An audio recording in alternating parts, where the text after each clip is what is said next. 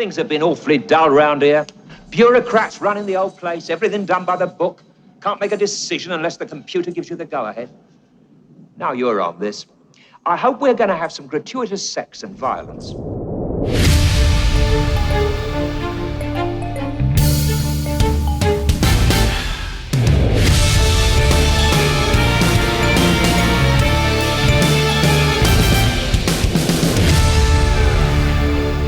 Welcome back to Kill James Bond. I am Alice Caldwell Kelly.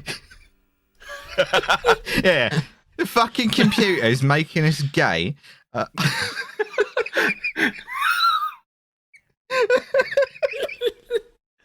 Remember when James Bond was odd? Remember when James Bond was under 50? I am Alice Caldwell Kelly. Joining me, Devon, Hey, Abigail Thorne, and Trash Future and Masters of Our Domain's own Milo Edwards. We got you back in after we tortured you by making you watch Thunderball. We got you back in. We did it again, baby! For Thunderball 2. Yeah, Too Fast, Too Thunderball. The movie that exists due to like a weird legal hiccup in the Bond canon was not made by the same company or to the same standard. Got Sean Connery back out of no, but they got Sean Connery back out of retirement to do it. It is never say never. They should have said never.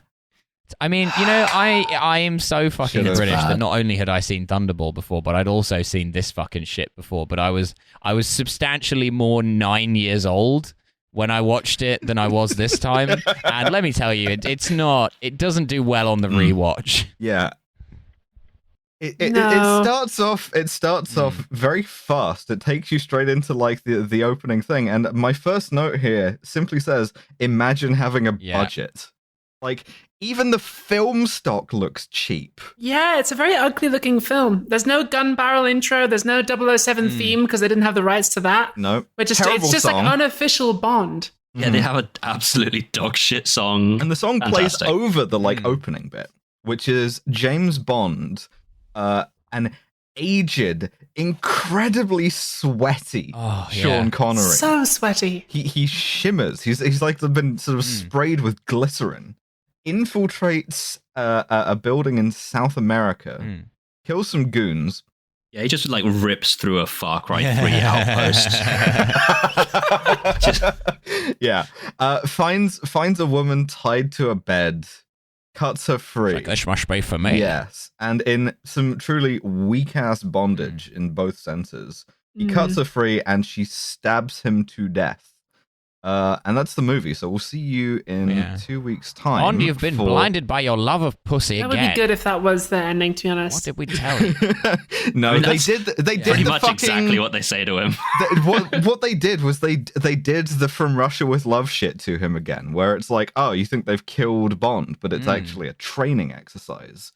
And so we immediately smash cut to M, but also not really. It's Edward Fox. Aged twunk M. This guy hates sounds like Dev's impression of M. Like, now, listen closely, 007. I have to remember all this sick of your asshole. It's so bizarre. He fucking hates Bond so much, and it's the purest shit in the world. And he chews Bond out for getting killed in like this war game exercise thing. And if we get our first big dose of ideology, of which there's a lot in this movie, because he tells him, Fanatical revolutionaries kidnap a millionaire's daughter and held her captive for 8 weeks. Of course, she could have been brainwashed. Could have turned. She's a bloody treacle, Bond. She's not an SAS operative. She's a tart, for Christ's sake. What do you think? They're weak of will. And so he sort of argues with Bond because we learn that this new M hates the 00 program because they're too cool and their dicks are too big. Yeah. Like he more or less, like, all of his dialogue is like, no, listen here, Bond, I'm a pussy and I had 6 or 7 large drinks for lunch. Yeah, well, which, I mean, that's how I imagine MI6 actually is. Oh, probably. Yeah. So he sends Bond on vacation as punishment. But he sends him on cock vacation. Yeah, he makes the only good call M has ever made, which is he takes one look at this aged man dripping martini sweat and is like, yeah, no, you are not in any condition to be doing any of the shit we're paying you. Listen here, Bond, you're going to have to go on the Wiggler until I'm satisfied that you're better. They don't In fairness wiggle him to in Sean this. Connery, he looks in better shape in this than he did in Diamonds Are Forever. And I will mention Jesus. a younger man at this point, at all points, than Roger Moore. And he still looks older. Yeah, fucking Connery was 52 in this movie, and they had him play like the retired like 00. 70. Meanwhile, Roger Moore was 53 in For Your Eyes Only, 55 in Octopussy, and 57 in View to a Kill. Jesus. Oldest cunt alive. Fantastic. So Emma's just like, I might be old, but I'm still horny. To be fair, I made this observation in the last free episode, but like, as 007 has gotten older, the scriptwriters have slowly made every woman on Earth insanely horny for old men. yes. And it does the same fucking shit in this movie, where like all women are looking at this decrepit old bastard and going, "Fuck." But first, we have to. This is the way women have gone in real life. It's just these films were ahead of their time. That's true. Like in the 70s, I don't think women were like this, but now you show a woman a decrepit old man, she's like, hell yeah. Hell yeah. We have to get Bond to the Wiggler, which means M is just That's like, why MILFs are a young man's game now. you're going on mandatory leave in order to become gay. He drives his old ass Bentley, like a 1930s Bentley, to this health clinic, and fully just gets a like, oh, they don't make him like that anymore kind of trad moment about the car, and then about himself. It's really metaphor 101. It's real bad. Well, They go, yeah, "They because don't, they have the guy look at the car saying, "Oh, they don't make him like that anymore," and Bond goes, "Yeah, it's still in good shape." And I thought that was quite a sweet moment. Yeah, I enjoyed that. But then immediately they cut to him being like handled by a doctor who says, "Oh, they don't make them like you anymore, but you're still in good shape." And I'm like, "Yeah, I got it." Like I know. I watched I was the halfway film. through writing pretty nice line and then wrote, "No, they fucked it." To give you an idea of what this sort of like doctor's vibe is, he tells them, our job is not just to rehabilitate you, it's to re-educate you. I want to open your mind to the virtues of nutrition, proper exercise, meditation, and hopefully spiritual enlightenment. we're gonna make Bond make you gay. a soy boy. We're gonna make you. We're gonna make him cocked. Yeah. That's right. I love this. Now, look here, Bond. You're going to be doing yoga with Adrian. It's a friend of ours from the American service. Try and breathe all of the love in, Bond, and then all of the love out. Moneypenny's in this one, but they didn't get the rights to her name until partway through filming, I think, because when he comes out of M's office, he quite clearly calls her a different name, and the word Moneypenny is then dubbed in. Yeah, the dubbing on this is also terrible. Oh, horrendous. Yeah. They had to go back to her code name, Megapussy, which fortunately lip syncs the same. Now, That'll be small burn. So Bond checks into the clinic to become gay, and he's kind of like diffident about this. And we have to go. Very short waiting list, though. Yeah. You know, Yeah, no, props for remarkable. that. It was better back in the day. So Yeah. we have to go across Right town to Spectre having a secret meeting. And we are introduced to the character that I will be talking about the most in this episode and all future episodes. Yeah. Her name is Fatima Blush. She is incredible. I love her. She's my favorite Bond character so far. She's a goddamn anime villain. I It's watched this movie amazing. before Alice and was like, Alice, I think I have a character you'll like. Yes, yes. I'm not sure if I can explain Fatima's vibe yet, other than to say that she walks into this meeting wearing an ankle-length fur coat. Everybody else there is like a guy in a suit. She's got like a fascinator on, and she's just having a great time. She's loving it. Yeah. Spectre's budget is Fatima Blush, definitely the hottest woman in the movie. Absolutely. 100%. Absolutely. Pheasant feather hat, red stiletto nails, like wing collar shirt, pearls, and this like when we say it's a fur coat, it's made of like several small dead animals that you can clearly see. It's not one tessellated. thing. Yeah. It's like about 40 dead mink or something have gone into this. It's Yeah. amazing. Like she's just run through a zoo the way Sean Connery did through that South American base. With the submachine gun. Yeah. Yeah. Oh, Jesus. Oh, absolutely. Spectre's budget is both so much higher than it was before and also so much lower because the shit they're talking about, they're like, yeah, we fucking replaced some guy's eye with the president's eye. And also they're doing it in like a small back room. Yes. In a small back room, we see Blofeld, who is He's back, baby. Max von Sydow. Yeah. He appearing in this movie, really kind of wasted for the lines they give him. Yeah, bad. And he fills them in on the plot, which genuinely, I did a double take at this point because I was like, oh hey, Max von Sydow, that's cool. I always enjoy him in movies. What's he gonna tell us about this operation? I wonder what this operation is called. Our esteemed number one is in complete charge of the entire operation, which will henceforth be called the Tears of Allah. He pronounces Allah perfectly, though, to be fair. Tears of Allah. Yeah, not explained at this point, and I'm like, okay, fine. I'm sitting fully forward in my chair. I'm waiting to see where they go with this, and they just don't for the moment. We're going to make the West Muslim. That's our plan now. Yeah. And gay.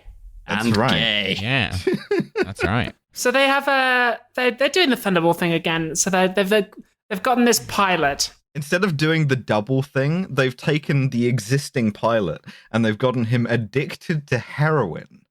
Which means I do have a drop of Max von Sydow saying heroin in a weird voice. So please enjoy that. Heroin. That's pretty good. That's pretty good. Thanks. So they get this guy onto heroin. And then we've got him skagged up. Isn't crazy, Douglas? No, and then they perform a surgery on him to replace his eye with a perfect copy of the US president's eye. Yep. Which is seriously fucked up looking, so I don't know what the president looks like, but... Yeah, it's like the sort of Terminator 2 eye. But unfortunately, the president has very big eyes, much bigger than yours. So hold still. So this guy is going to be checked into this same rehab clinic that Bond is at, where he will be controlled by the heroine and also Fatima, who is going to be there in disguise as a nurse. Oh boy, is she? Yeah, I have written here, "Hello, nurse," and I have underlined that 3 times. Yeah, she's rocking the nurse outfit, but also we see the sort of dynamics of their coercive relationship because this Air Force officer tries to sneak a cigarette and she just absolutely beats the shit out of him.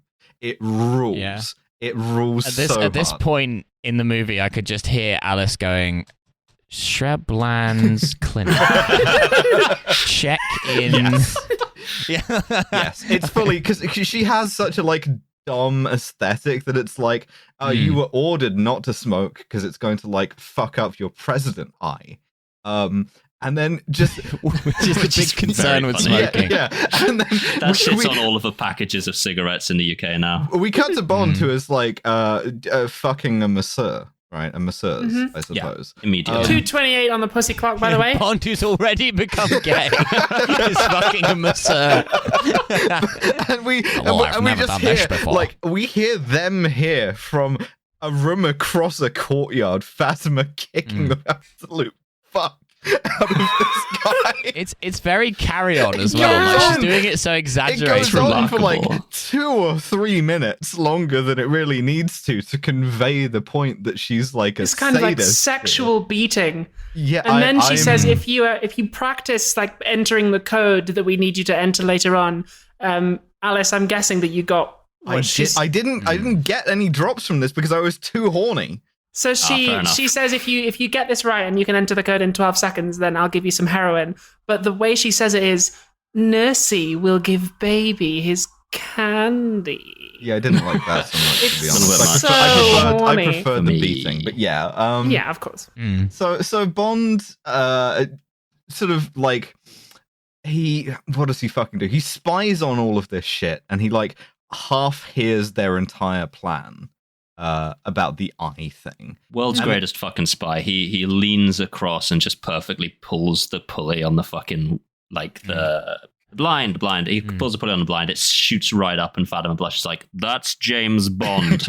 Yeah, I recognize him fucking zooms anywhere. it, locked immediately. That's James Bond, codename 007.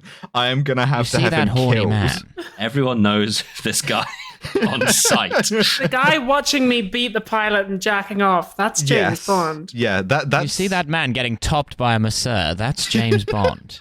They considered having laser Back to my beams. Navy days. I'm so glad you said it was a carry-on film, Milo, because it really fucking is. Like, Bond sort of, like, goes about his business the next day, and the doctor's like, "Oh, you look a bit tired," and Bond says, "Yeah, I was up all night." Fuck. A herbal enema should fix you up. This clinic where you become gay. That should get all the cum out of your ass, Bond. so Bond has to like be wiggled at this point. Yeah. And I was so mad, right? Because they deprived us of the Wiggler. Yeah, they cut to Bond. Yeah. The best part of There's Thunderball no was the fucking Wiggler. Wiggler. He's Instead, we just have a classic, like, a bigger guy fight. We've Yeah, seen this loads he's- where they just send a big guy. This time it's Pierre Novelli, which is very cool. They cut to 007. and Bond is using a kind of like motorized like set of weights. He's on a Smith machine. Weak shit. Fuck you. Yeah. Yeah, and Just do a bench press. Count Lippy, I guess. It doesn't Yeah, really have Count any Lippy, like, except massive, and he looks Australian. I don't know. Yeah, sounds South African, Yeah. looks Australian, big dude. Yeah, Jerk Vanderklerk fights like a comes in. wrestler, like drops Bond gets the bar on shit his neck. completely kicked out of him. Yeah, well, It's two great. things here. First you of all, first. the succession of faces that Sean Connery makes when the bar is dropped on his neck is very funny. Second of all, yeah. Sean Connery is still a better actor at fighting than Roger Moore is. Yeah, and so right? he sells all of this better. He gets his ass kicked by this guy. Yeah, I was quite concerned in this scene and throughout the entire film because now that Sean Connery is in his 50s, he just looks exactly like my real father. He's a dead ringer. So whenever he's in trouble, I'm like, Dad, no! Watch out! He's too big. Stop fighting. It's Pierre Novelli beating up my dad. They're friends. They like each other. This is all weird. There is one other thing that I wanted to pull out from this fight scene, which is Bond opens a closet door to hit the guy in the face with, and he makes the perfect Minecraft noise. He goes, which I appreciate a lot. I also like the way he like holds his nose afterwards, but just with a flat palm. Yeah. Just Like he's doing the like cute Chinese girl laugh. Like it's that exact pose. this. I really like this fight scene, just largely because it was like a fucking Man from Hong Kong level of every single prop on screen is destroyed. Yes. It's Yeah, they go really through like good. 5 rooms. I forgot that we had a Chekhov's gun that was set up earlier, which is when Bond is like initially introduced to the Become Gay clinic. There's a nurse who's like, Mr. Bond, I need a urine sample. so Yeah. he the way he defeats Liffey, and I presume kills him, is by throwing a vial of his own piss into his eye. Yeah, and Lippy responds like it's fucking acid. yeah, Yeah. he does. Yeah, I yeah. don't yeah, know what's yeah. going on there. What is Stop in drinking. James Bond has Bond's drunk urine? so much. got an Bond olive has in it. so many venereal diseases that his piss is basically hydrofluoric acid. Yeah, he Like, gives that man has had so many martinis and so many fucking lines of coke that piss would kill a rhino. Yeah. Bond throws his piss in his face and gives him instantly 11 STIs and a kind of heavy metal poisoning heretofore unknown to science. Yeah. Fantastic. He stumbles backwards, gets Yeah. himself stabbed on glass. Whatever. Yeah. Next time, we will have to send the Berghain piss guy to kill Bond. He will be immune to this attack. Okay, so Bond gets yelled at by M for like destroying the clinic where you become gay. Yeah. M fucking hates We need him. that to turn other agents gay, Bond. You think you're the only one who needs force femming? But meanwhile, we got to cut to basically the same shit from Thunderball with the Royal Air Force, except they're Americans now. Yeah. The guy who is addicted to heroin uses his weird robot-looking eye to right. do a sort of like a switch, right? He switches live nuclear warheads into like dummy missiles. Yeah. That the U.S. Air Force are going to use for training, for like a training exercise. Reasonable plan. Fine. As long as you forget about the President Eye thing, probably pretty good. Yeah, and as long as nobody checks and it doesn't turn up on the computer at all that these are now live warheads. Instead of like landing the whole plane in the water, they're going to like land the missiles in the water and then take the warheads out of them. Fine. Rocket fall down. That's true. That is true. So having achieved his mission, Please, God, can I describe? Yes, fucking. So we bear fucking witness to what I can only describe as the single greatest on-screen assassination I have ever seen in my fucking life. Fucking good. He's driving away from the place. Fatima pulls up beside him in a fucking convertible, and she goes like, "We did it," and he's like, "Yeah," and then she goes, "Look over there," and he turns around, and she fucking overarm chucks a ball python through his window, causing him to immediately crash his car into a wall. And the point of doing the ball python thing isn't to kill him; it's to make him crash his car. No, it's a completely harmless snake. He just crashes. She goes, crashes his car, retrieves the python, and then places some C4 in the car with him. You could have thrown the explosive. Perfect assassination. It's delightful. Absolutely fantastic phenomenal. Work, 47. Now make your way to an exit. That's where it gets very Carry On. Like, if you were doing Carry On spying, like throwing a snake in the car, and then be like, "Oh, that's big." Like, that would be the. What? I don't have a drop of this, but the noise the guy makes when he sees the snake is like, yells, "Oh no!" Yeah, he yells, "Oh no!" Like, my one weakness. Snake. Points for style, I guess. Like, the style is incredible. She puts the snake back around her neck, and she gives it a little kiss before she drives off. Fatima fucking rules. That's the Spectre. The thing is that the President Eye makes snakes look bigger and scarier. So they crash the missiles. Emilio Largo's people, we don't see them yet, but they steal the missiles, and then Blofeld holds the world to ransom. They retrieve the missiles out of the blue tropical waters of the English England. Channel. Yes. There's like coral, Yeah, and I'm like, I don't think that's what it looks like. And then we see the yacht, the Disco Volante. It looks great this time. Now, they didn't get the rights to use the word Disco Volante, so they anglicized it to Flying Saucer. I will not be calling it this. No. But the Disco Volante has this sort of blazon thing that is some sort of logo that's two flags on it, right? And the same logo was on the matchbook that the guy was using, despite the fact Fatima didn't want him to smoke, which is Bond found it. Bizarre, but the only way that Bond knows that ship is connected.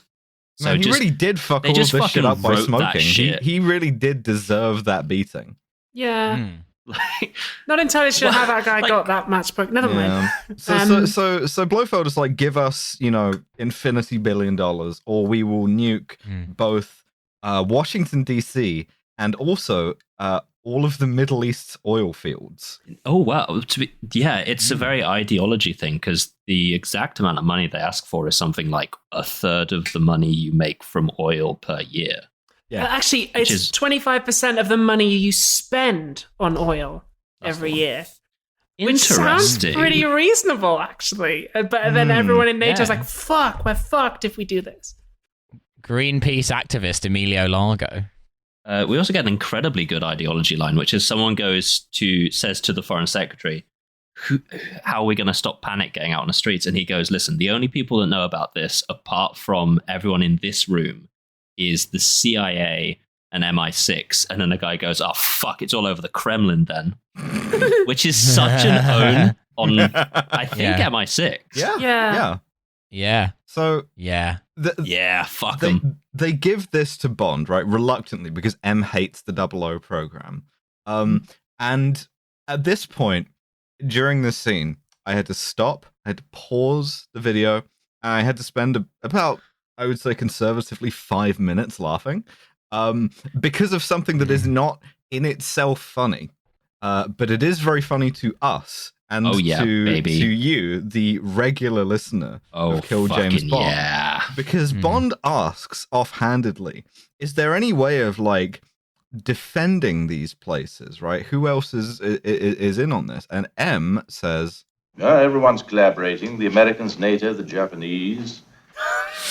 Japanese has struck the Kill James Bond podcast. Was this just how people said that? I'm starting to believe that is the case. But this is just because how it was said. If you're not familiar with the original, it's from You Only Live Twice. Well, you must excuse this rather odd mixture of styles, but I refuse to go entirely Japanese. But it just... The Japanese. It's just because people were just talking however the fuck they wanted until about 1990. People were just fucking riffing shit out. Absolutely winging it on language. Japanese. Yeah, I assume this is how many syllables this word has. They just see a Bond, word we're and going like, to have your penis checked out. Bond, you're going to have to become gay. M is just doing Dev's impression of M. Yeah. 7, you absolute cunt. We should have been strangled as a baby.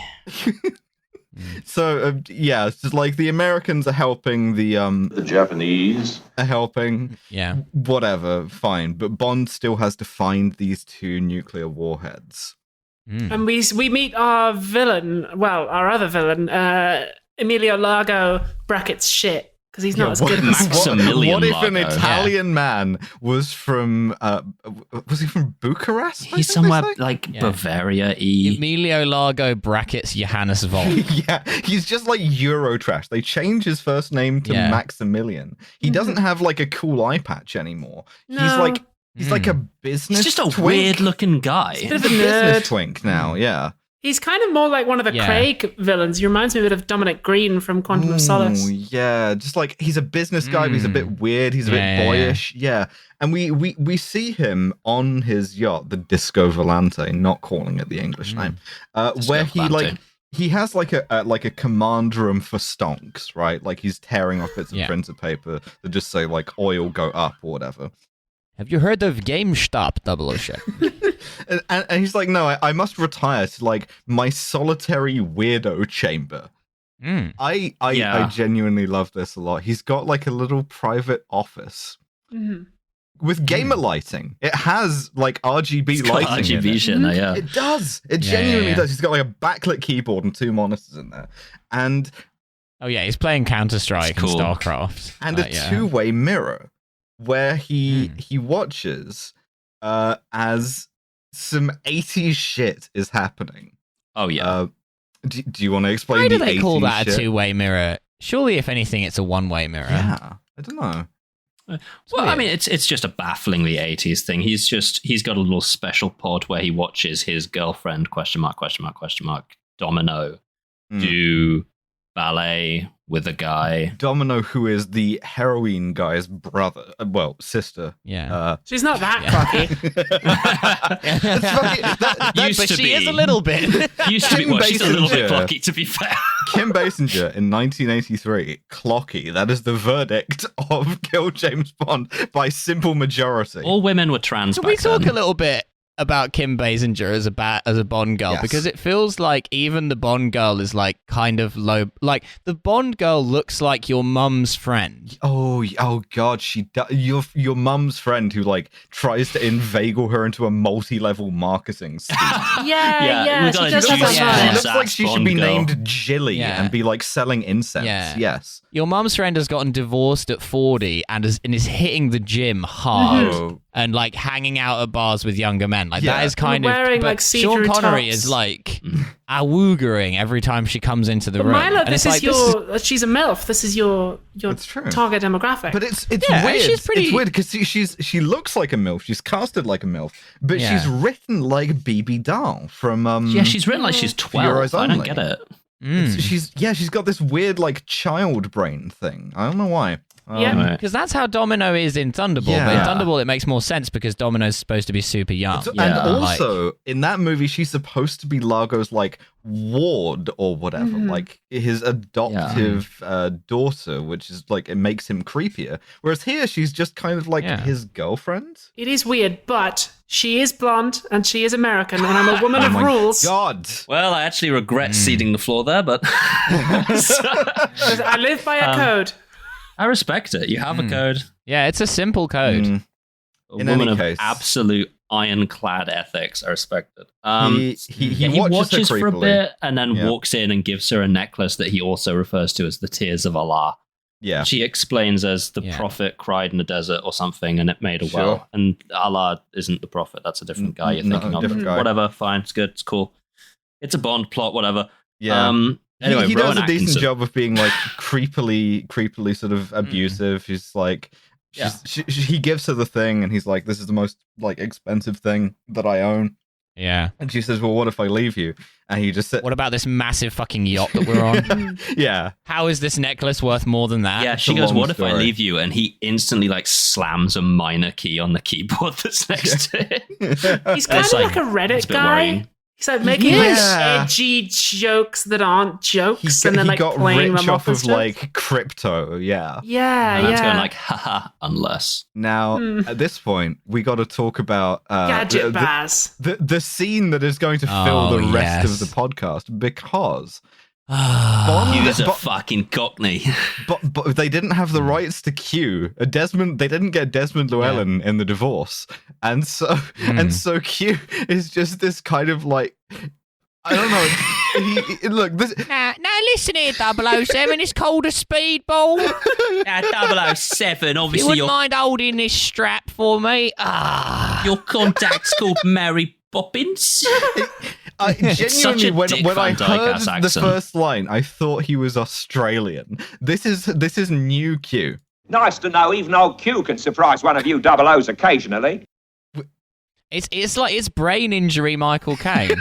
Oh, hello, 007. Now, listen, you're only supposed to bloody dog. Chabonese! I mean... Again, you could just speak however you wanted back. I've been seeing a bit of this American girl who loves doing British accents. Which bit of her have you been seeing? And she is... Look, let's not get too specific. Is she blonde? And she's not blonde. She's terrible at a British accent. And then the first thing I thought was, this is exactly Julia's attempt at a British accent. Oh, a 007, it looks like a watch, but actually it's a laser. You're a cheeky cunt for a 00 in chat. So you may recall that at this point, hey, shut the fuck up before I come back there and detonate your boobs. Yeah. So you may remember that in the actual like the main Bond movies at this point, Q is like in comical labs in like the country that they go to. Like they go to India, he's got an Indian lab or whatever. This is you got the contractual Q scene. Yeah, this Q is working out of like a garage, right? He looks like it looks like it's under a railway arch. Yeah, he also does like gearboxes.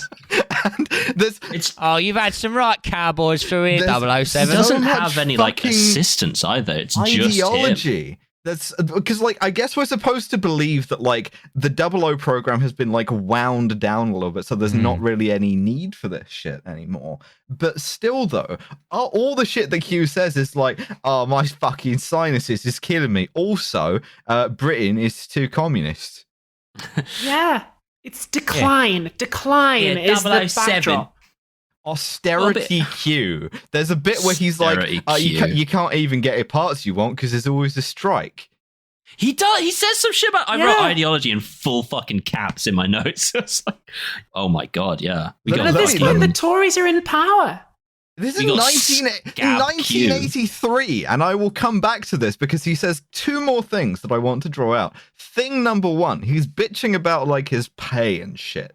And this is the conversation that ensues. We're both humble servants of the crown, Algy. If the CIA made me an offer, I'd be off like a shot. Unlimited resources, air conditioning, 28 flavours of ice cream in the restaurant. blonde women, you know what it's like. Air conditioning is also a weird line because the complaint he made previously that led to that is that it was too cold. Yeah. So, I don't know. He just wants HVAC in general, but like... Man loves an HVAC. I respect it. While I would believe that MI6's like in-house restaurant was absolutely atrocious shit. Oh, Jesus And Christ, still is. bad as hell. Yeah, of course. Toad in the hole. It's a school dinner that you're still eating in your 40s. Oh. Yeah, but still though, this is Served very by much the same like kind of woman, though. America Like, is the next superpower. They are on the way up. Britain is shit. Britain is over. And yeah, no, I don't know. It's really weird because there's this idea that we're like not chauvinist enough anymore. And the big fucking hit of ideology is this line, right? Things have been awfully dull round here. Bureaucrats running the old place, everything done by the book. Can't make a decision unless the computer gives you the go-ahead. Now you're on this. I hope we're going to have some gratuitous sex and violence. And again, does he want to fuck Bond? This came out God, I the hope he year wants to fuck after Bond. the Falklands War. Yeah. When we did do some gratuitous violence, basically just because we felt like it. Yeah, in order to be cool. Yeah, this is totally like this cue is like written from an alternate universe where the Labour Party dominated the fucking 1980s. And it's such a fucking like crying because you got what you wanted kind of thing, you know? Well, they're still kind of like kicking left. And this film is, I mean, not to spoil where we're going too much with this, but like this film, I wouldn't say it's like explicitly fascist, but like it's going on some like questionable message boards. And in particular, it's obsessed with like male decline. And like the state, as go the state of men, so goes the state of the nation. And like Bond is Which, like, to be fair, with the age of Sean Connery in this one. Yeah, but like it's like, oh, men are like cocked and they're not strong anymore, and like we need a strong man to come back.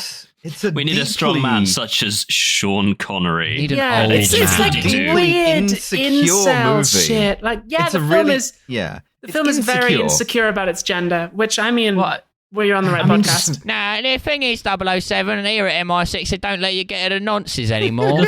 You used to battle hurt them, but they're in prison. Not even thing is, allowed to have a who am rocket I? launcher anymore because of the fucking Labour Party. To be fair, I think you can sort of take that from like the reason why this film was even made in the first place, being like a catty dickhead. So Kevin McClory, him and Ian Fleming like wrote the script for Thunderball sort of together as a experiment. They were thinking about writing a movie, and it didn't go through. But then eventually, Ian Fleming turned those notes into Thunderball, the book, which was then adapted into the movie. But McClory was mad as shit about this because he helped write that and didn't get any credit. So he sued, claiming that actually, like Spectre, Blofeld, Thunderball, all of these shits were his. And eventually it was given to him. So he made a Bond film to try to keep up that fucking copyright like Sony does with Spider-Man. That's why it has this like divorced dad vibe. Yeah, 100%. Like, this is my new girlfriend. Never say never again, and she's actually way cooler. The British High Court essentially were like, yeah, you can make a Bond film, but it has to be Thunderball again. So he's like, fuck, okay, I'll do Thunderball, but I'll do it cooler. Yeah, just like didn't manage. You can make a Bond film, but it's going to have to be the worst one. I'm afraid that's the law. It is an axe. So that's why. You can have a Bond girl, but she has to be a bit clocky. Such the point. Sorry, that is the statute I'm working He tried to make another Thunderball later on, and you brought my attention to this, Alice. It was called fucking Jesus Christ! Yeah. What was it called? Something 20. Hang on, I'll look that up. In the meantime, I'll give you the drop of the person give me who that is again. haunting this movie but does not appear. No, really, Mr. Bond. I genuinely didn't hear that over Abby's horrified scream. That is the Margaret Thatcher impersonator they got at the end of For Your Eyes Only, who fucking flirts with Bond. So Kevin McClory, let's pull it in here. He tried to make another attempt at Thunderball. It was called Warhead 2000 AD. And then he did die sort of at the point where he was about to make killed this. him. Which is why it all got put back together. And then when Amazon bought James Bond, they got this movie as well. Which is why fucking Blofeld and Spectre shows up again in the middle of the Daniel Craig movies. It's because they got it back. Austerity Q gives Bond his gadgets and they're shit, right? He's got like a Union Jack fountain pen that fires a little explosive. And he's got in the most Baz way possible. Hey, your watch is shit. Here's this watch. It's got a fucking laser in it. Fine. Yeah. Cool. He smashes Bond's old watch as well. Yeah. Bad. So Bond has to go to the Bahamas because that's where the yacht is, the Disco Volante. That's where the rest of the plot is. Yeah, that's what the plot is. Do you know who else is in the Bahamas, though? Go on. Yeah. Rowan fucking Atkinson. Johnny English. Wanders into this Out film. of fucking nowhere, you get hit with Rowan Atkinson. Yeah, because this movie is concerned that you've gone 5 minutes without being told that the British government are cucks and soy boys. And so Bond is like met in Nassau by a British diplomat. Nigel Smallfawcett. Who is Nigel Smallfawcett with the speech impediment. Who is played by Rowan Atkinson in a white suit. Who is acting the shit out of this part? Like, he is the only one in this film doing any meaningful acting. He's trying. That's very rude to Fatima. Oh yeah, to be fair, actually, no, yeah. She is rinsing. It's just that Fatima's part is so pantomime-ish that it doesn't feel like acting, but I think she did as directed. Rowan Atkinson is like, his role is entirely like, be a comedic pussy. Absolutely. And so as to convey that like this is the new world and Bond is a man out of time, which I do. I appreciate that. Like, I can say they did this in 1983 and people still suck GoldenEye's dick for doing like Bond's a dinosaur and a relic. It's like, no, it was obvious like 10-15 years before. But in fairness, this film is actually trying to say something. Like, it does have Bond a is kind a man of out of time, but that's bad because Bond is based. Well, no, it's trying to say something. What it's saying is bad, like, which is like, oh shit, like men are cucks and therefore the nation is weak. But like, it's at least trying to do something. I'm not really sure what the kind of philosophical statement of Moonraker was. The dude's wrong. Yeah. Yeah, fair enough. Let's face it, your reputation has preceded you. Do I look like the sort of man who would make trouble? Well, yes, frankly. And you're going to jeopardize the tourist trade if you start going around killing people. Nigel, please, just go back to your desk. CIA got you pushing too many pencils. So just let me murder whoever I want. Listen up, Nigel. I'm going to kill some Bahamians, and you're going to like it. It is very, very interesting to me, as we're talking about fascism, to like co-locate the reason why everyone is a pussy and gay with capitalism, right? With the tourist trade. So that's interesting. Yeah, interesting. Isn't it? Anyway, Fatima immediately catfishes Bond. Yeah, he's at the fucking bar and he's getting a drink or some shit, the classic Bond drink, and Fatima goes past on like Haven't checked. Why would you shake a fucking vodka martini? Don't shake shit unless it's got citrus in. But he's having a Moscow Mule. Absolutely, the classic Bond drink. He's having a Tom Collins. I'll have a boulevard. James Bond's enjoying a zombie at the bar.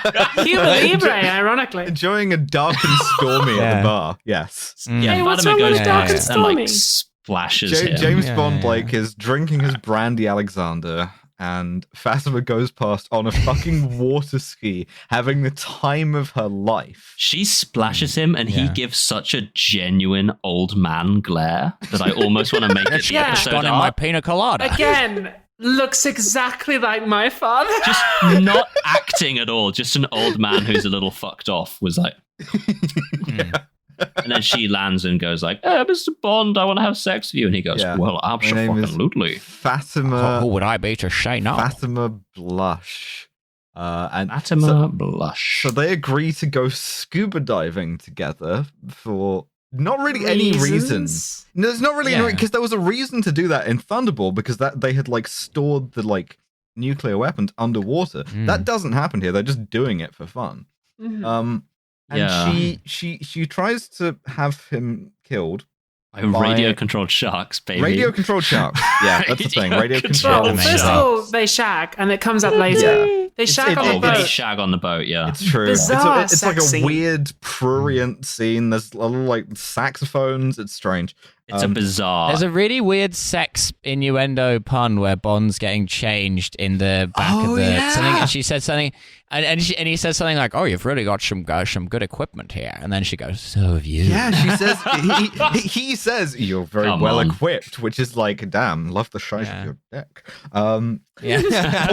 Also, I guess for like Sean Connery reasons, they do not show Sean Connery's body in the sex scene, so you just because he's looking bad. Yes, you're just getting shots Again, he of her, looks like, better than Diamonds Are Forever, though. He's been to the gym a bit. Sure. I guess riding the dick, but the dick is not like neither the dick nor the body it's attached to are visible. They're like cut off by a door frame. It's such a bizarrely 80s sex scene. Yeah. And it keeps cutting to unrelated footage of marine life.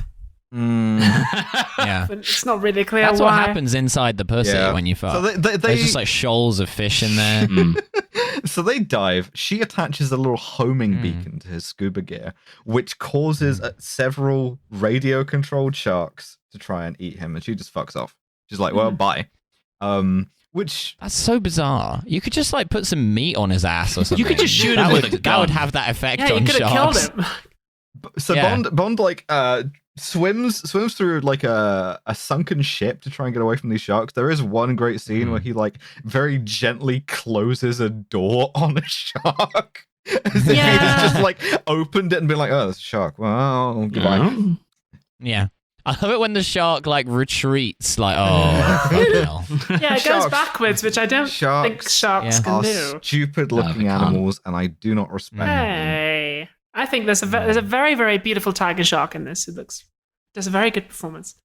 But he escapes. My statement about my position on anything. He was getting the equity day rate, that tiger shark.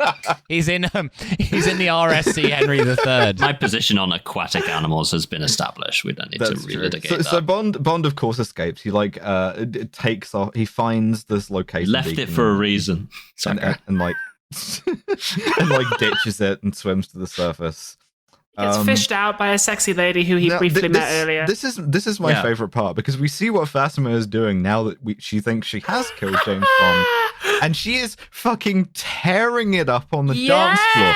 She is having a fantastic time. She's loving life, and like not even we don't even like I think meant to believe that this is related to her having killed James Bond. This is just her vibe. This is just what she does. She's wearing a huge hat and a slit dress up to the thigh. Like fucking Carmen Sandiego. It's incredible. Yeah, and then she spots that Bond is alive. She heads to his hotel to plant a bomb, but she changes clothes first. Yes, I love her so much. I love Fatima. She's like, well, this isn't my assassination outfit. Give me a second. Hold on. Again, anime villain vibes. Yes. Yeah. Also, just the bit where she's like done to, she sees Bond pull up in the boat and she's like, oh, fuck. Shit. I'm not wearing my murdering James Bond bodice. No. Fantastic. Genuinely fantastic. She plants a bomb in his hotel room, which does not kill him because he is shagging the girl who rescued him in her room instead. And now we get another highly abrupt Bond. You have to go to next location because the Disco Volante leaves for Nice. You get the Bond equivalent of a loading screen. Yeah, 100%. Little spinning 007 logo. A hint comes up on the screen that's like, try having sex with everyone you meet. If you keep getting killed, try having sex with a woman. If the villain has any woman near him, try having sex with her, 007. That'll help you out. So Bond meets Nicole, his like French station contact. Station at France. Felix Leiter, who is back once again, being a different actor every time. A good one though this time. Yes. I like He this is good. Felix. I like He's Felix not a lot. gay, but he is good. No. Yeah. I was genuinely terrified I remember gay that we Felix had lost out on gay Felix Leiter in favor of fucking On you, anything looks on good. Rowan Atkinson. But then we got a different Felix Leiter, who's an African American man. He's very nice. In fairness, Felix does say this to him. It's going to be your ass, James. So, you know. Yeah. He introduces himself to James by fucking absolutely hucking a softball at him as he comes out of the airport. Which is exactly what Bond deserves. He deserves to be pranked at all times. 100% prank man. Yeah, they spy on the ship with a big telescope, and they see Domino just kind of like dancing around on the deck. Yeah, Bond zooms in on Domino and he gives out this absolutely nonce vibe. Yeah, as he does so. I almost pulled briefly that. leading into the film. I genuinely thought you were going to clip that. I'll be honest. There's a lady. Well, the thing is, I got target blindness, right? Because there was another thing that happens in the exact same scene that I also didn't clip, which is baffling line. He looks at Domino through the telescope, and then he turns to Felix and he says, "Never mind the soup. Feast your eyes on." Yeah, what? That's probably a reference to something that we don't get. Stop talking about soup, Felix. No one cares. Take a look at Pushy for a telescope. Like a soup guy. Yeah, is he making a nice French onion in the back there? He's reducing it all down. Felix just never shuts up. Coffee or what? And then we get one of the most beautiful scenes live, which is James Bond attempting to make it through a women's spa without incurring a lawsuit. Oh yeah. He follows Domino tries. to a women's spa. He infiltrates it, and there's a scene where he goes into the spa, which is full of women in bikinis, as an old ass man wearing like a grey sweatsuit. And I have written here, this is what I feel like every time I go into anything for women. Yeah, because they make him wear a grey sweatsuit with M on it. Which again is probably what they're going to do to us, Alice. It's a sort of light olive green. It's quite a nice color. This is M. This is M. The TERFs start sharing the James Bond in the sauna video. You know. So did anybody see what the health secretary tweeted today? We're not far off. Anyway, I didn't. I actually did not. Do you want to share that with the class? The Sag today was tweeting that everyone who goes into hospital, women and transgender people, need to feel comfortable, and he has asked the Department of Health to look again at the rules because the law currently states that we should be included in the correct facilities, and he has asked the Health Department to look again at those rules and give him some fresh advice based on the latest completely made-up scandal about trans people being predators in women's spaces. So fantastic. We'd love to see that. Yeah. Love to live in Britain. Bond actually is a sex pervert, though. Oh, he 100% is a sex pervert. Having infiltrated women's spaces, he immediately does some old sex pervert shit because he disguises himself as a masseur, the same one who was topping him earlier. He comes across Domino, and my phrasing there is deliberate, and he he just gives her a massage, and it's genuinely the least relaxed anyone has ever looked while receiving a massage. Or giving one. Yeah, it's genuinely like, this guy's like, yeah, I've had a few massages. I'm pretty sure I know how this goes. And he's just like rubbing her. Imagine how Sean Connery's hands feel at this point. At this point, I was like, where's the mink glove? Yeah, the mink glove. The unutterable decadent pleasure of being massaged with a mink glove. Where's that mink glove, baby? At this point, Bond is jacked off with a mink glove. Bond is using his job. You can get a mink top sleeve from a naked woman. On the arse, and then on the arse. But like, hey, he's a police officer, and that is legal. That's completely legal now. She says, "Oh, this feels good," and he's like, "Oh, so yeah, it does." And she's like, "Wait, what?" Yeah, he has to back down off of it. Like the fucking lawsuit-o-meter hits critical level, and he goes, "Oh, sorry." I mean, it does for you, not for me. I'm dispassionate. Actually, I went to the spa that turns you gay. So don't worry, I'm actually completely gay. He tricks her into revealing that Largo is doing a charity event at in fact, at a casino for children. Yes, he's giving a charity ball tonight at the casino for children. At the casino for children. At the casino for children. That's right. The Bugsy Malone Casino for children. New business idea. It's very important that children are allowed to gamble. So That's why I bought my nephew Star Wars Battlefront 2. So once he has extracted this information, he books it, he leaves, right? And hands over to a masseuse who does in fact work there. And after he does this, after he's gone, Domino's like, hey, who was that guy? And the masseuse is like, oh, he doesn't work there. And Domino looks horrified. Yeah, I just wrote, there's the lawsuit. Horrified mission and failed. then smiles. Yeah, she doesn't really sell the smile, if I'm honest. Doesn't smell that smile, Yeah. no. She really sells looking horrified. Yeah. Like, well, she looks like a woman who's just been touched by an old Sean Connery. Da-da.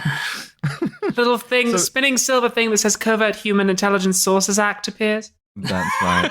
So Technically, it's legal.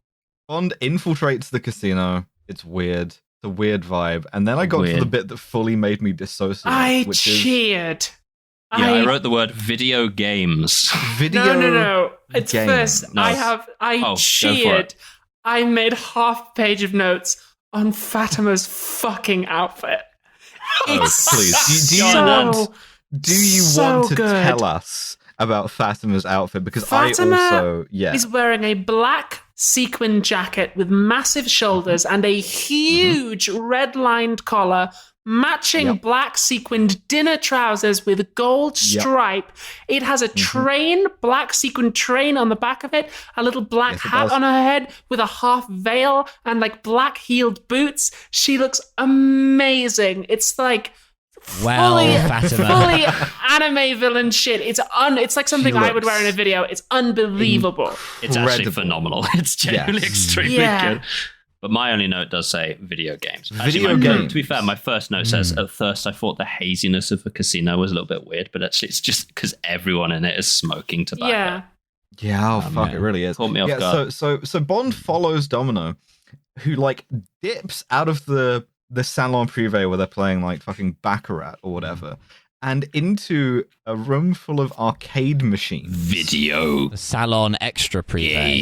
The gamers. Le salon du gamer. Le salon de centipede. It's genuinely salon du parler le mot. It's genuinely like a room of the casino with like this sort of like pseudo opulent decor, and it's just full of like arcade machines. Like, well, it is the casino for children. Yeah, it's the casino for children. Yeah. And he meets Largo.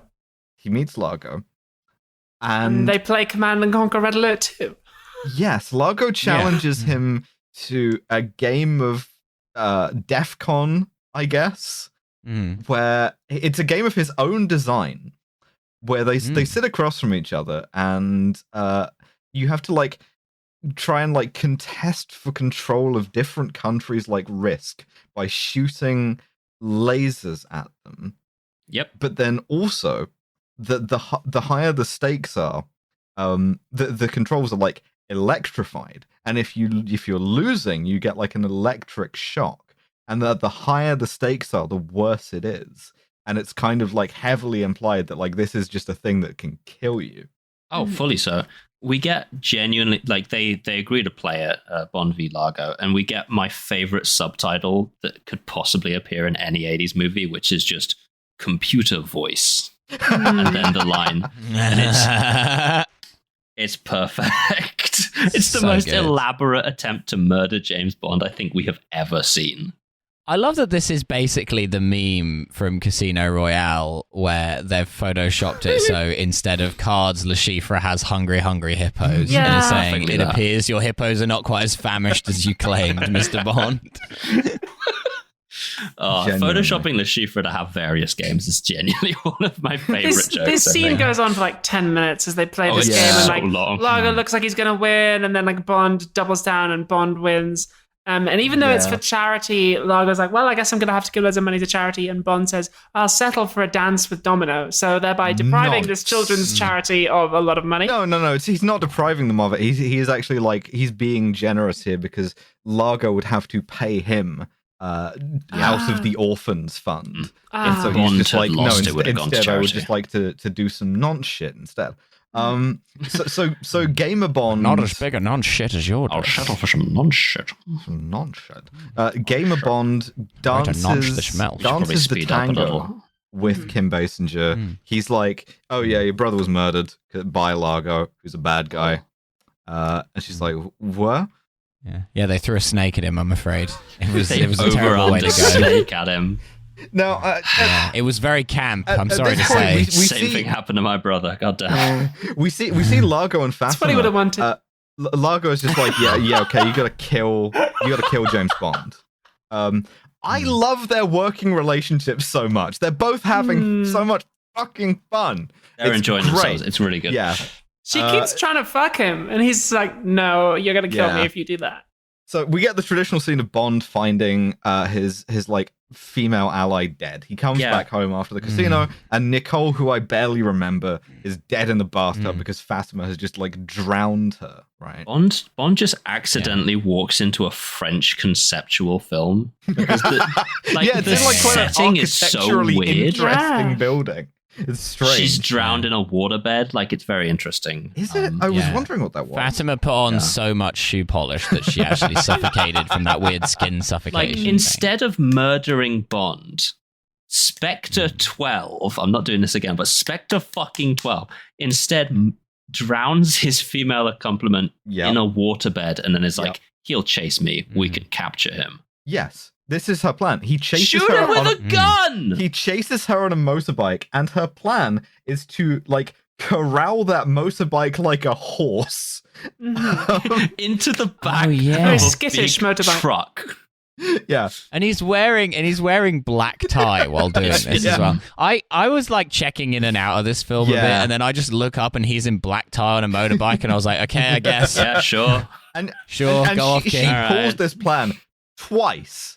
She tries to like corral him in the back of a truck. He escapes. She tries to corral him again in like a cave, I guess. Yeah, she tries to corral him in the back of a truck as he goes in there, and then as they close the back up very slowly, he uses that to ramp out. And I'm like, how did they not consider that this would happen?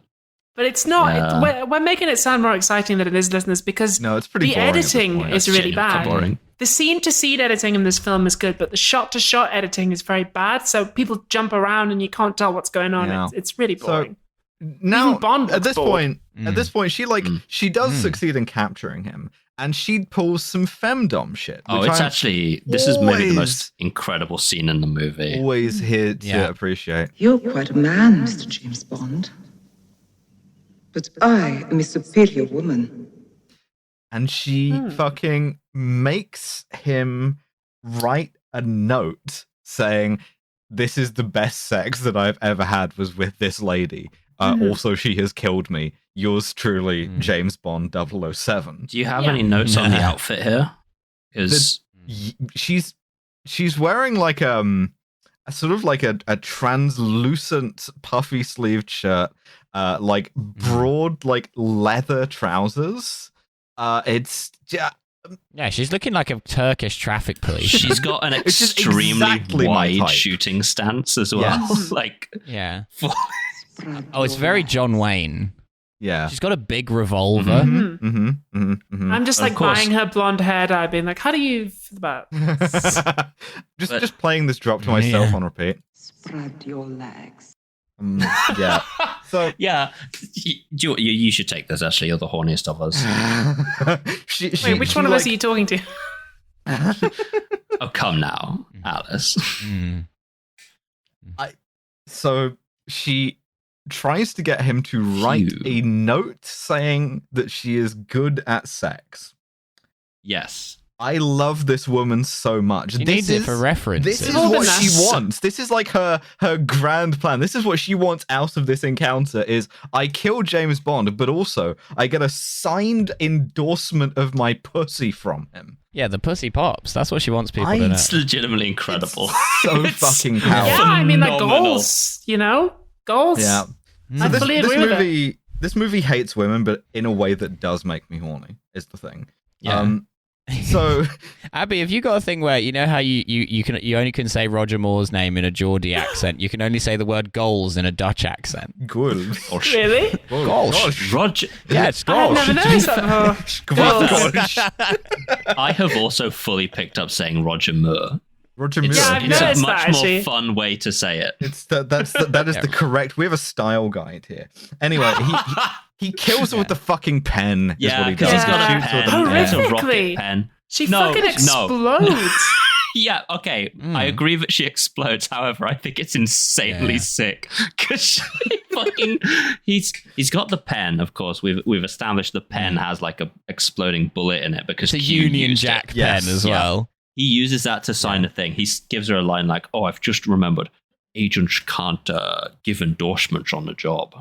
And she yells at him, and he fucking shoots her with the Union Jack rocket pen. It hits her, doesn't do shit, and she's like, "Well, I'm going to kill you now, 007." And then she fucking explodes. And my two notes for this scene are just, what? And then about 5 minutes later, I wrote, fucking perfection. The last shot of her is like 2 burning shoes. It's the greatest It's like scene. she's the fucking DeLorean. She just went through time. The horniest woman alive. Yeah. Okay. Now Actually, that was Fat- unconnected. She just got so horny she combusted. Yeah, that happens. So now Fatima is dead. I've immediately lost interest. Yeah. Oh, sorry, my but it apologies. does- My third note is genuinely do not care what happens in this movie after that. No, there's another. Alice had post-nut clarity after this scene. She was like, wait, why am I watching this? Why do I do this podcast? Why do I choose this for a living? There are still 45 minutes of movie, but we're going to blast through them. We're going to blast through it. I'll be right back. Bond, Sorry. this pacing is not good. Bond is like, he escapes with Felix. The two of them try to sneak onto the ship. Felix escapes, Bond is immediately captured. Like, he climbs up out of a ladder, and there's a fucking butler there. Like, no, Mr. Largo will see you now. And Bond just kind of, like, goes along with it. He meets Largo. Largo does the villain shit of, like, giving Bond a tour. And then, like, the only interesting part of this villain arc, Bond deliberately provokes him by noncing Domino within sight of his, like, noncing chamber. And then, like... Kind of clever. Yeah, so... Yeah. Largo, like, loses control. He, like, grabs, like, I think it's like a fire axe, and he starts smashing up the sort of the dance studio where Domino's in. And then there's this great moment where he realizes that Bond is watching him on the wrong side of his own, like, one-way mirror, and he's been outsmarted, and Bond has got a message God, he's out. in the Nanxing chamber. Bond Let's hope he hasn't found my hard drive. Bond transmits a message to London, and M receives it. And in a little detail, M is eating cock food. He's like eating a salad and like drinking parsley tea because, again, we're doing like masculine decline. Yeah, soy M. Yeah. Yeah. So Bond, I guess, gets sort of recaptured at this point. And Largo takes Domino and him to Palmyra in North Africa. Yeah. Isn't Palmyra in like Syria? Yeah. Yeah, it's sort of heavily implied to be North Africa, West Africa. He, like, Largo himself nonces up Domino a bit, and Domino gets nonced quite a lot in this movie. The scene between Largo and Domino where Largo proposes to her, I think is genuinely really good. The actor playing Largo, when he's interacting with Domino, his like villainness is so good. Unfortunately, like he's like doesn't really have any chemistry with Bond. He's not really very sinister when they're together because Sean Connery is just more sinister than he is. But like he's a really credible villain when it's just him and Domino. It is nice to make the bad guy a rapist for a change. Yeah. Instead of the protagonist. fair shout. They should have called this film "You Only Live Once." That would have been good. So he chains Bond up in like a cell, and it's like, okay, I'm gonna do some shit to Domino because she's betrayed me. What shit is he gonna do, Alice? What he's gonna do to her some is stuff. What people imagine my kinks are, when in fact my kinks are Fatima beating the shit out of that guy in the health clinic. Which is to say he like dresses her up in what I can only describe as a bondage niqab. And then tries to white slavery her to Bedouin ?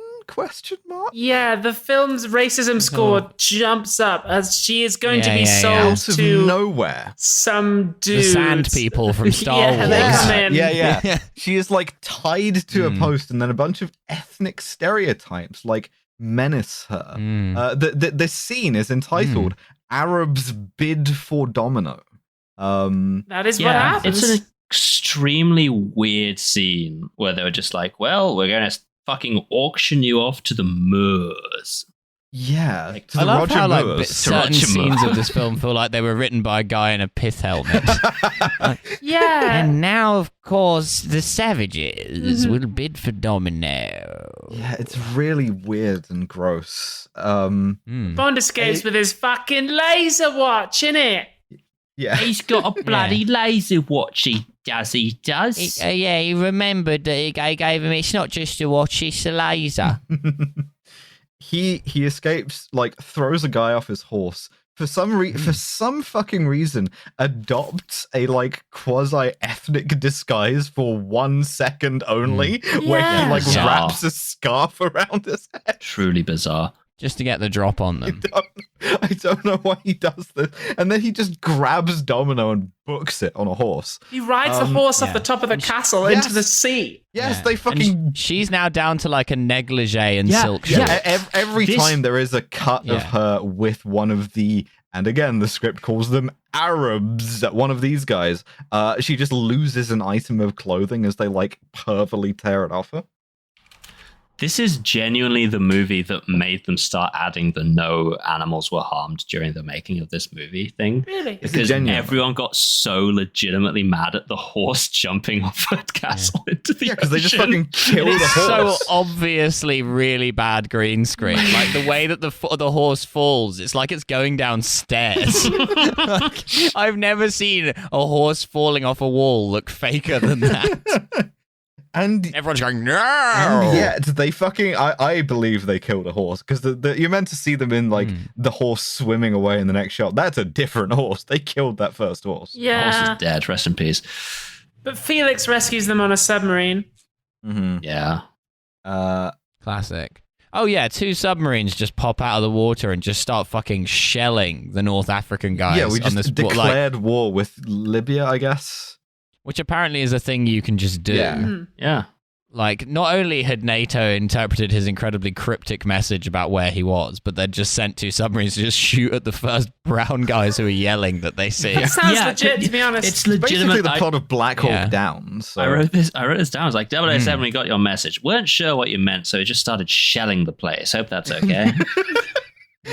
So Domino and Bond are on the submarine. But Bond gets yelled at by M, who is like on the intercom, and he just sort of screams at him. Like he just goes, "This is M."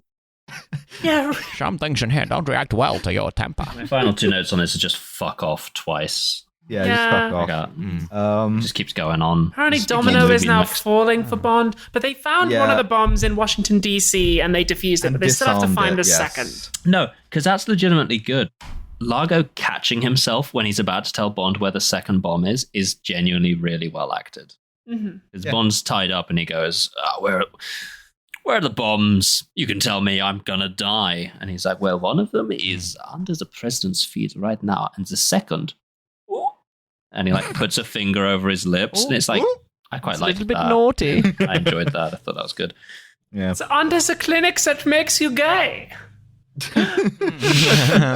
You will have to risk return. So Bond, Felix, and Domino have to work out where the second bomb is, and they do some National Treasure shit. They do some Indiana Jones shit. Because like remember the necklace that Largo gave Domino that is also called the Tears of Allah? Yes. That's it's just like a shitty regular stone, but it's got like a map on it. And you Why can just, did he give her that? Why? Overlay that on a map, and it shows where the safekeeping? I don't know. But he doesn't need it because he knows where he's going. Need it. And the bomb is Whatever. in. Who cares? This sort of. That's an amazingly Partridge moment in the movie, actually, when Bond sees her with the necklace in the dance studio, and he's like, "Watch that!" And she's like, "It's the most expensive thing I own." And he's like, "Doesn't look it. It looks like a shit. piece of shit." Yeah, fully Gerald Ratner cheap moment. tat from a fucking boot sale.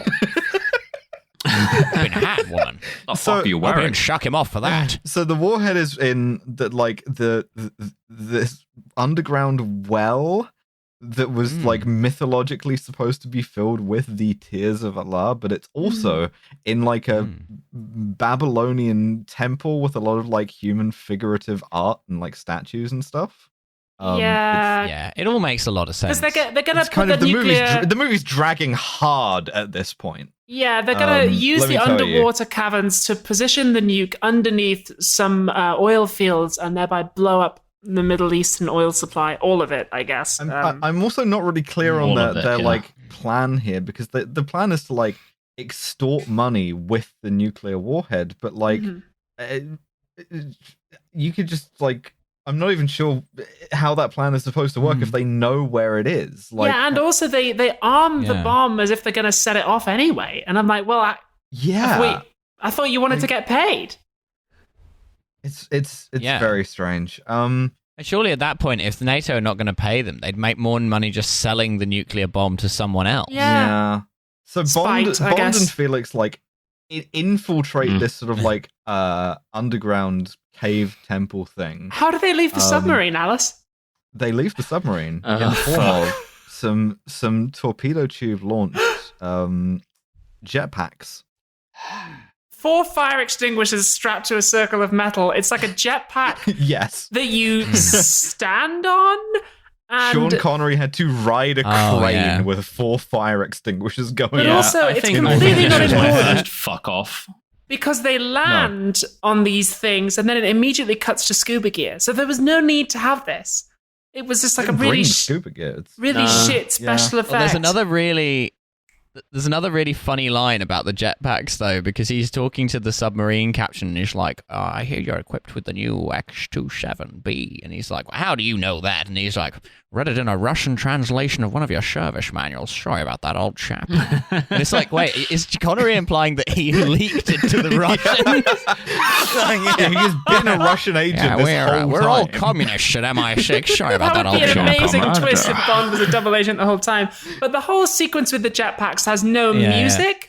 Like, they don't have the Bond theme. It's just weird. presented so flatly. It's like, fuck, there you got fucking James Bond in it. There's Like, so whatever. little editing here. There's like, and so you get the sort of like usual like storming the lair thing. Some US Navy ninjas show up. Turn up. Like, it's badly edited. They're not entirely Japanese. Bond falls over, but they leave it in because American. Because here's the thing about the editing in this film, right? The scene-to-scene editing is good. The shot-to-shot editing is bad, but the shot-to-shot editing is particularly bad in the action sequences and not the dialogue scenes, which suggests to me that the problem is they just didn't get the footage they needed. Like, it suggests to me that this film is just like hard to make, and they kind of fucked it. Bond chases the warhead underwater. He fights underwater with Largo. He wedges Largo against a wall, disarms the bomb. Largo then pulls a spear gun on him, and Domino shows up out of fucking nowhere to kill Largo. Yeah. Flanked by 2 guys. Yeah, who are those? It's really guys? anticlimactic. And then, it's really anticlimactic. Bond saves the world, and then we cut to him in a like poolside villa with Domino.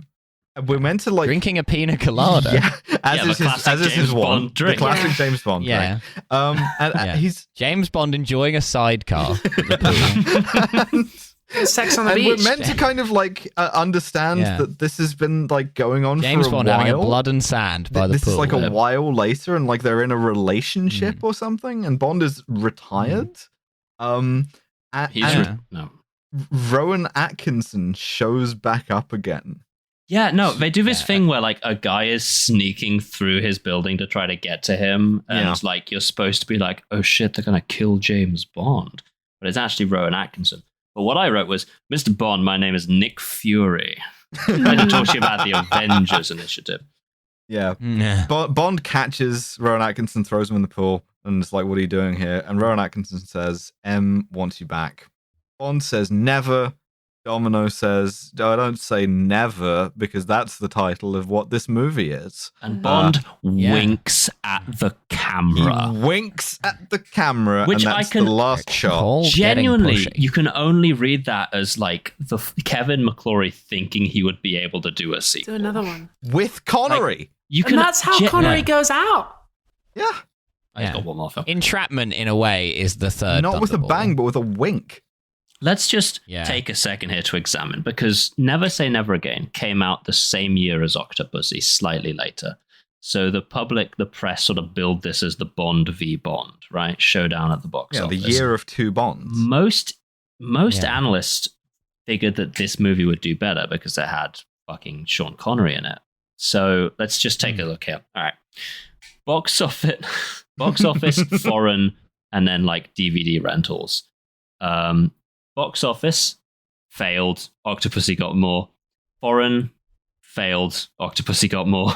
But DVD rentals, however, failed, Octopussy got more. So essentially, this movie completely lost to Octopussy. Which was amazing in 1983. Every possible way.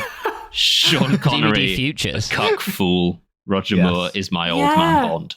And like this film is so ugly and like weirdly proto-fascist and mean-spirited and badly made that it makes me appreciate Roger Moore a bit more. Yes, it that's what I was about to say.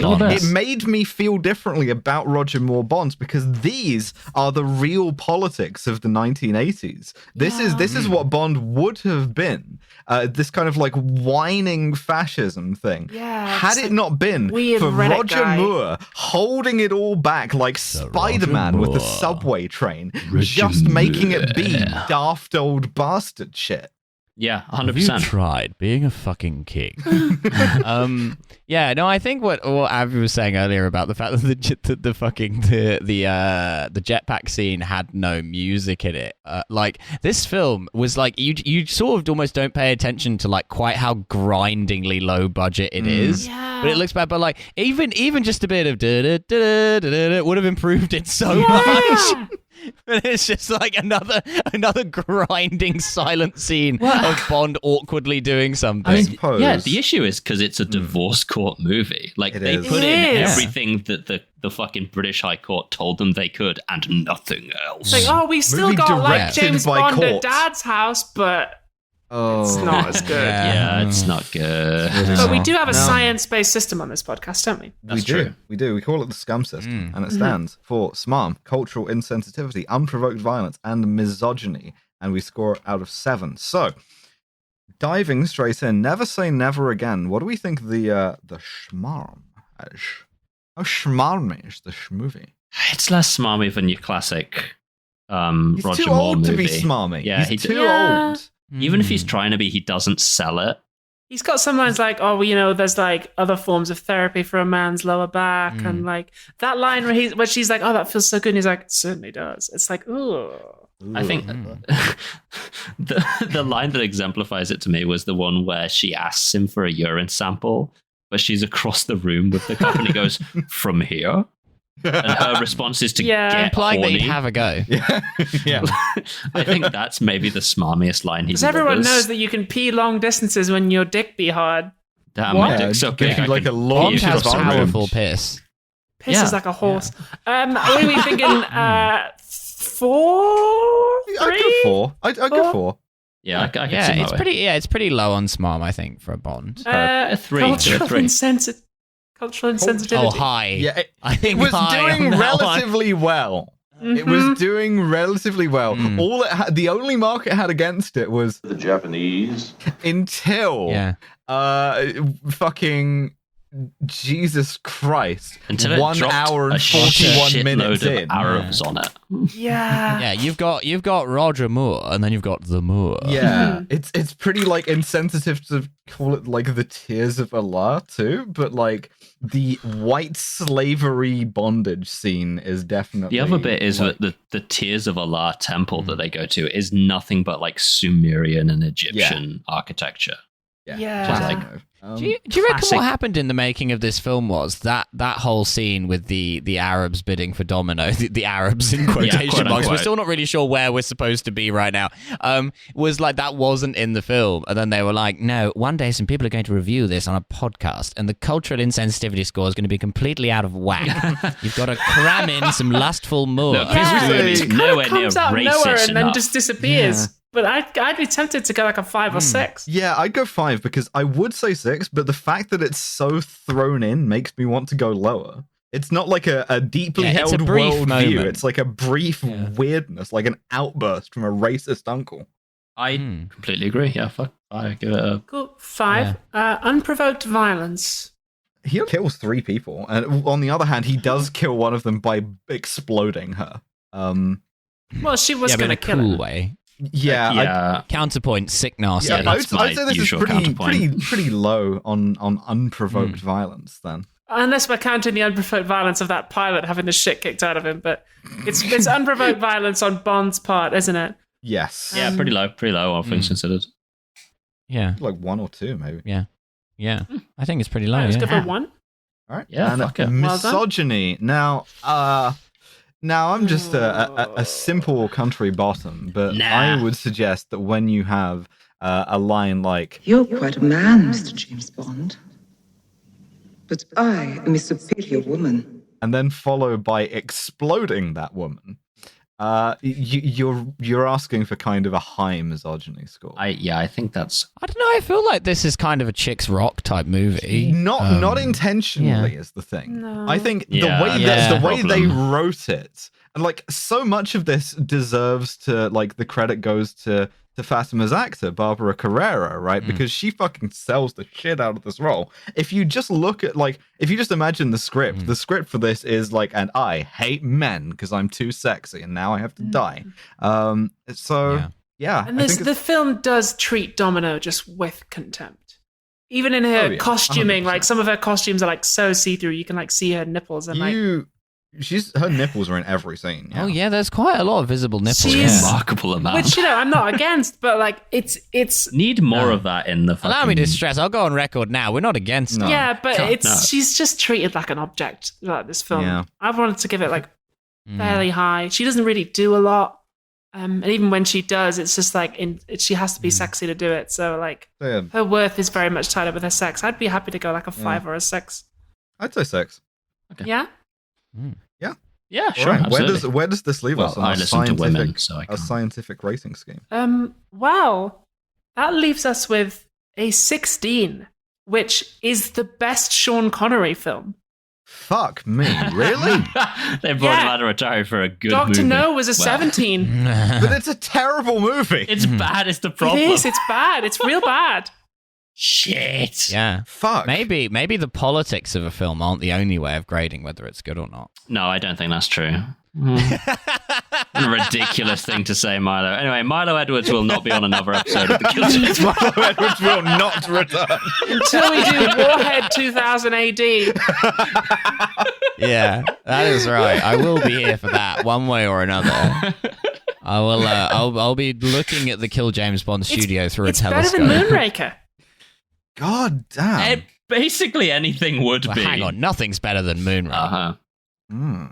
We gave Moonraker so many points for killing all those beautiful himbos and That herbos. was such an unfortunate series of events. We do love a good herbo. Yeah. Well, the quality of pussy on planet Earth went down a letter grade after Moonraker. I genuinely, our next mainline episode will be the View. Do you like? Do you like old men? Do you like old men? Do you like the old men in this? How do you like a much older man? How do you like a man who is 57-year-old motherfucker? Yeah, but somehow has the vibe of being younger. Yes. Oh dear. Hopefully it's going to be a good one because we know that Moore alternates and Octopussy was dire. So I want Moore to go out on a good one. I want him to have a strong one. God, please. What film is it? View to a Kill. Oh, it's good. Just Duran did the theme. right. I mean, We got Nate Bethea on View That's to a a Kill. fucking blimp. Oh, well, Nate Bethea loves Duran Duran. So. The man, the myth, the fucking I've legend. never seen Isn't View that to the a one with Kill. the two I'm looking forward to it. Amazonian Yes. women who beat Roger Yes, it Moore up? is. Yeah. Well, you, Abby, and Alice are going to need the spray bottle Yeah, on I'll be this one. ready. Excellent. Yeah. This has been Never Say Never Again. We never have to watch a Sean Connery movie again if we don't want to. Never watch a Sean Connery movie again. Milo, thanks so much for coming on. Oh, it's been an absolute pleasure. I mean, not watching the film, which was not, but talking about if it the has people been very want to fun. find you, whereabouts can they do that, do you reckon? Lads, I'm on Twitter at Milo_Edwards. I do 2 podcasts. There's Trash Future. Alice does it with me. Check that out. There's also Masters of Our Domain, which is kind of like, imagine if Kill James Bond were about Seinfeld and also talked about Seinfeld about 10% as much as Kill James Bond talks about James Bond. But we do like Seinfeld more than you like James It's a weird system that we have set up here. Yeah.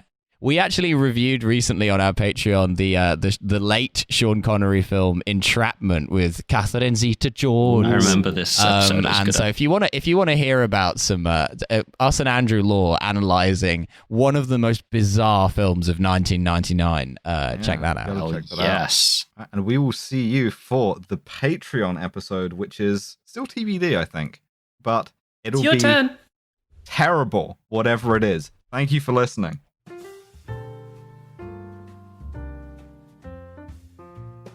Thank you for listening to another episode of Kill James Bond. The next episode will be in 2 weeks' time on View to a Kill. And that will be starring not just the hosts you know and love, but our beloved editor, our fabulous producer, and my personal friend, Nate Bethea. So please tune in for that one. It is going to be fantastic. But if that is simply too long for you to wait 2 weeks, you can go to patreon.com/killjamesbond to get an episode next week, which is, of course, Cats and Dogs 2. Apparently, we're only doing the second of things now. Alright. But speaking, of course, of patrons, we would be nothing without our beautiful £15 and above patrons, and those are Paint McCalla, Jack Holmes, George Roark, Amanda Rogda, Sol, Bobby Lagerstrom, Nikki, Mira Raymond, Carolyn Tankersley, Benno Rice, Amber DeGrazia, Jay Martindale, Jack Bushell, Pete Snorrison, Kentucky Fried Gummy, Mothman, Field Commissar Jen, Big Titty Goth Girl, Larrykins, Trip, Tarp O, Timothy Pajorni, Elizabeth Cox, Zoe Shepard, Jonah Schwamberger, David Wickrameratna, Raul Leal, Richard Drum, James Knappman, Robbie Morgan, Josh Simmons, Kinyu92, Alfredo, and Millie. Thank you. This has been Kill James Bond, starring, of course, Alice Alexandrum, Abigail, Thorne, and Devon. Our producer is the wonderful Nate Bethea. Our podcast art is by Maddie Lubchansky, and our website is by Tom Allen. See ya.